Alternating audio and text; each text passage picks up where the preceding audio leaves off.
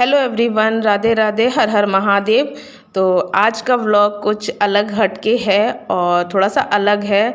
आज का जो भी कुछ घर में मैं बनाऊंगी वो मैं आपसे शेयर करूंगी। बाहर ना जा कर के हम घर में बनाकर कैसे खा सकते हैं, और कुछ मैंने कबाड़ से जुगाड़ किया है, तो व्लॉग में एंड तक बने रहिएगा। तो अभी इवनिंग का टाइम हो रहा है और मतलब 6 से ज़्यादा टाइम हो गया था।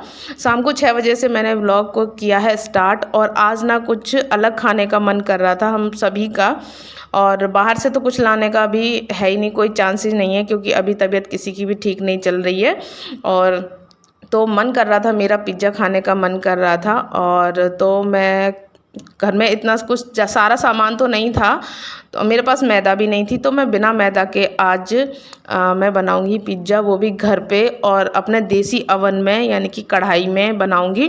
कैसे बनाती हूँ वो आप देखिएगा। बिल्कुल मार्केट जैसा, डोमिनोज जैसा, पिज़्ज़ा हट जैसा ही लगेगा, उससे कम नहीं लगेगा, और ये शुद्ध भी होगा, बिल्कुल देसी भी होगा। आप देसी पिज़्ज़ा समझ लीजिए इसको। तो यहाँ मैंने आटा लगा लिया है, आटे में दही, थोड़ा सा दही डाला है, चीनी डाली है, और ज़्यादा नहीं डाला है, आटे की क्वांटिटी के हिसाब से डाला। 1 चम्मच चीनी है, आधा चम्मच मैंने नमक डाला है, और दही डाला है, 1.5 चम्मच मैंने ऑयल डाला था, और उस बेकिंग पाउडर डाला था, और थोड़ा सा मैंने जो खाने वाला बेकिंग सोडा होता है वो डाला है। और आटा हमारा लगकर रेडी हो गया है। मैंने उसको ढक दिया है, ढक के रख दिया है थोड़ी देर के लिए, 20 से 25 मिनट। टाइम ज़्यादा नहीं था, इस वजह से मैंने थोड़ी देर रखा। आप चाहें तो और टाइम और ज़्यादा देर तक रख सकते हैं।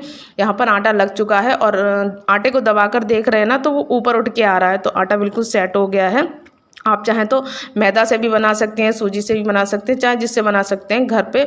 और यहाँ पर मैंने ये कुछ सब्जियां कट करके रख ली हैं, पहले से ही तैयारी करके रख ली है।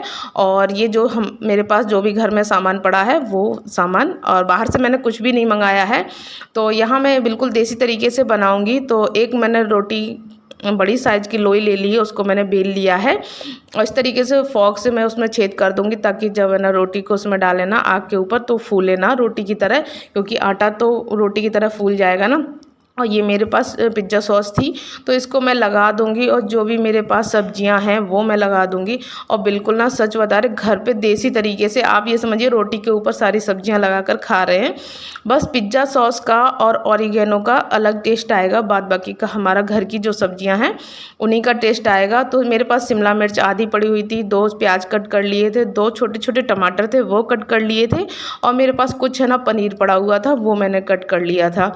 तो इस तरीके से मैं टॉपिंग लगा दूंगी सारी। और आप मन चाहे सब्जियां डाल सकते हैं, लगा सकते हैं।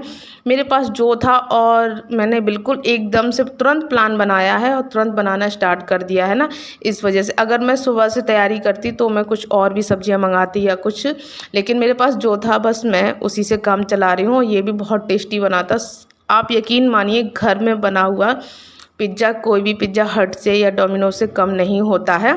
और यहाँ पर मेरे पास चिली फ्लेक्स वगैरह जो भी था वो मैंने डाल दिया है, और मेयोनीज़ वगैरह भी मैं थोड़ी सी डाल दूँगी, ताकि थोड़ा सा क्रीमी लगे।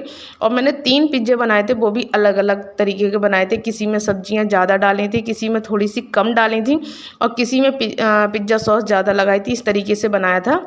और बिल्कुल ये कढ़ाई मैंने गर्म होने पहले ही रख दिया था कढ़ाई को। तो कढ़ाई गर्म हो गई तो बहुत सावधानी से प्लेट को निकाला मैंने, और उसको एक है ना मैंने उसमें जाली रख दी थी, उसके ऊपर मैंने वो पिज़्ज़ा वाली प्लेट रख दी थी। और लाइट आ रही थी जा रही थी, शाम को ना यही दिक्कत हो जाती है, सूट नहीं कर पाता। ये देखिए हमारा पिज़्ज़ा एकदम रेडी हो गया है, इसको मैं पिज़्ज़ा कटर से कट कर लूँगी।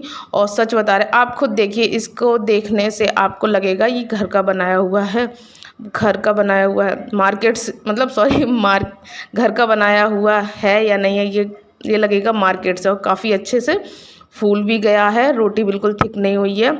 और उसके बाद खाने पीने के बाद मुझे ना कुछ बनाना था अपने कपड़ों वगैरह रखने के लिए, तो मैंने ये बनाया है, DIY बनाया है। और कबाड़ में पड़ा हुआ था ये कार्टून का डिब्बा, तो यहाँ पर मैंने इसको कट कर लिया। इसके जो एक्स्ट्रा पार्ट होते हैं ना वो मैंने कट कर लिए हैं। और यहाँ पर आपको बेटे की कहानी सुनाते हैं। बेटा मतलब मैं इसको बना रही थी, मेरे पास शाम को थोड़ा सा टाइम था, तो मैंने कहा इसको बना लेते हैं, ये यूज़ में भी आएगा, क्योंकि अभी मुझे साफ़ सफाई करनी है, तो कुछ ना कुछ इसमें कपड़े रखने के लिए जगह बन जाए। जाएगी। मेरे पास एक ही कार्टून था, मेरे पास मैं सोच रही थी 4-5 कार्टून होंगे ना तो मैं 4-5 बना लूँगी तो ज़्यादा ठीक रहेगा। मेरे पास और ज़्यादा कार्टून नहीं थे। तो इसमें आम आए थे तो आम तो कब के ख़त्म हो गए, तो मैं इस कार्टून को बहुत दिन से संभाल के रखी थी। तो ये मेरे पास है ना मास्किंग टेप था, वो उससे मैंने इसकी जो किनारी इसलिए लगा दी हैं, आप चाहें तो पेपर न्यूज़पेपर भी लगा दीजिए ताकि इसकी जो फिनिशिंग है वो थोड़ी सी अच्छी आए और अच्छे से दिखे। और यहाँ पर मैं मतलब जो बास्केट में जो होल होता है ना साइड में, हम अपने उंगलियों को डाल करके उठाते हैं ना, तो बस वही मैं इसका मेजरमेंट ले रही थी। तो 3/1.5 का मैं मेजरमेंट ले रही थी और उसी तरीके से मैं चाकू मतलब इसी तरीके से मैंने दोनों साइड ले लिया है नाप के, और चाकू से मैं काट लूँगी बहुत ही सावधानी तरीके से। और जब मैं ये काम कर रही थी तो मेरे बेटे का तो मतलब उसका एक अलग ही काम स्टार्ट हो रहा था। उसको वो एक छोटा सा कार्टून लेके बैठ गया था, वो उसको बना रहा था और मैं यहाँ पर बना रही थी। तो मैं जब भी ऐसा कुछ काम करती हूँ ना, सच बता रही हूँ, उसका एक अलग ही स्टार्ट हो जाता है, उसको भी कुछ ना कुछ करना होता है। तो उसने भी बनाया है, मैं उसका भी दिखाऊंगी उसने कैसे क्या बनाया है। और बोल रहा था कि मुझे भी मेरा भी शेयर करो, और मैं भी बहुत मेहनत कर रहा हूँ। मैंने कहा ठीक है चलो दिखाते हैं। और अच्छा होता है कि अगर हम कुछ काम कर रहे हैं, बच्चे हमारे साथ में लग रहे हैं बहुत ही खुशी से, और उनको ना थोड़ा सा अच्छा लग रहा है लगना मम्मी पापा के साथ ऐसे कामों में, तो ये अच्छी बात होती है। तो जहाँ पर मैंने ये बास्केट पकड़ने के लिए जो होल किए थे वो उन पर भी मैंने टेप लगा दिया है, जो मास्किंग टेप है। और थोड़ा सा मैं यहाँ लगा दूँ, इसमें मैंने एक गत्ता और लगा दिया है इसी साइज़ का काट के, ताकि ये थोड़ा सा मजबूत रहे। ये कार्टून ना काफ़ी मजबूत है, और इसमें ये मुझे लग रहा है अगर मैं इसको ना बहुत ही अच्छे से रखूँगी ना तो 2-3 साल तो ये ख़राब होने वाला नहीं है।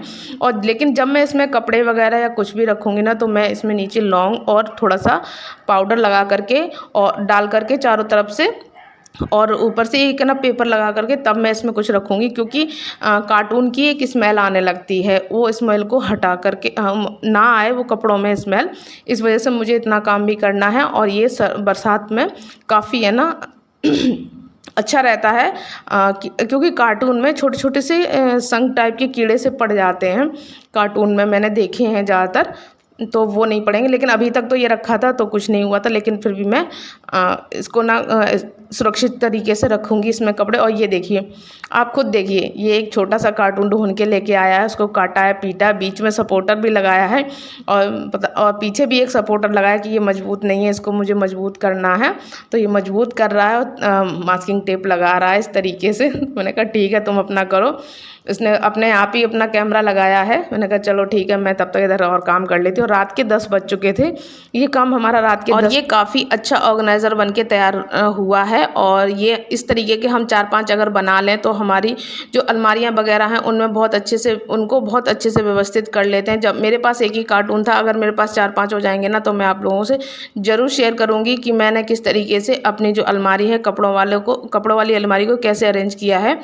तो ये अभी बनकर हो जाएगा थोड़ी देर में रेडी। तो आ जाते हैं ब्लॉग के एंड पर। ये तो काम चलता रहेगा रात के 11 बजे तक।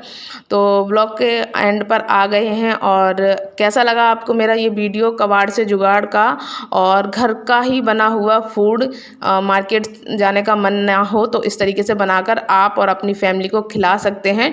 तो ये हो चुका है रेडी बास्केट हमारी। आप चाहें तो इसको कैसे भी किसी तरीके से यूज़ कीजिए, कुछ भी रखिए, चाहे किचन में, चाहे ना आप अलमीरा में, चाहे ना कहीं पर भी आप इसको इस्तेमाल कीजिए। तो फिर मिलेंगे नए ब्लॉग के साथ।